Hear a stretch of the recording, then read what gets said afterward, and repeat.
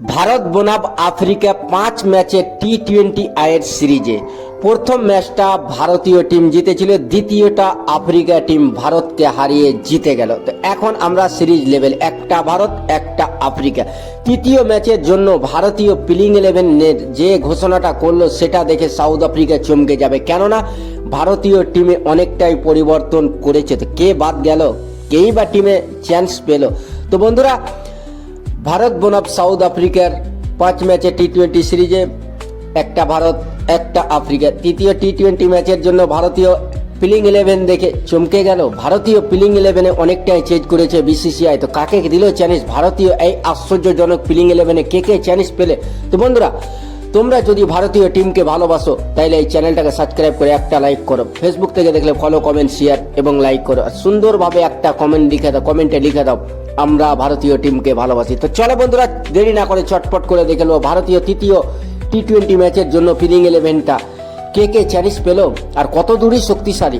তো চলো বন্ধুরা, চটপট করে দেখে নেবো। তো বন্ধুরা, তৃতীয় টি-20 ম্যাচটা অনুষ্ঠিত হবে ঐতিহাসিক গ্রাউন্ড ধর্মশালাতে। ধর্মশালা একটা ঐতিহাসিক গ্রাউন্ড, তাতে কোনো সন্দেহ নেই। এখানে টি-20 ম্যাচ ভালো ব্যাটিং ফ্রেন্ডলি বলে জানা যায়। তো ভারতীয় একাদশে কে জায়গা পেল, ভারতীয় প্লেইং 11-এ কে চান্স পেল, এবার আমরা দেখে নেব। তো বন্ধুরা চলো চটপট করে ভারতের প্লেইং 11টা দেখে নিই। তো সর্বপ্রথম ভারতীয় ভাইস ক্যাপ্টেন বাদ হয়েছে তিসরা টি-20 ম্যাচের জন্য।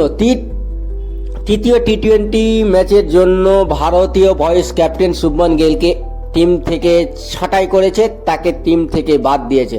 তো বন্ধুরা, অভিষেক শর্মা আর সঞ্জু স্যামসনকে দেখা যাবে প্রথমে ওপেন করতে।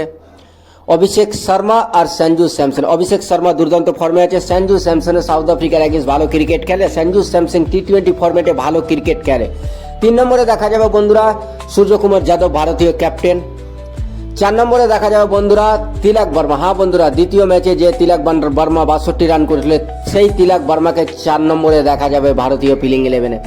5 নম্বরে দেখা যাবে বন্ধুরা হার্দিক পান্ডিয়া। হ্যাঁ বন্ধুরা, 5 নম্বরে দেখা যাবে হার্দিক পান্ডিয়া।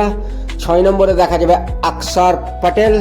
7 নম্বরে দেখা যাবে বন্ধুরা Jitesh Sharma, wicket keeper batsman. ভারতীয় Jitesh Sharma wicket keeper batsman, তাকে 7 নম্বরে দেখা যাবে।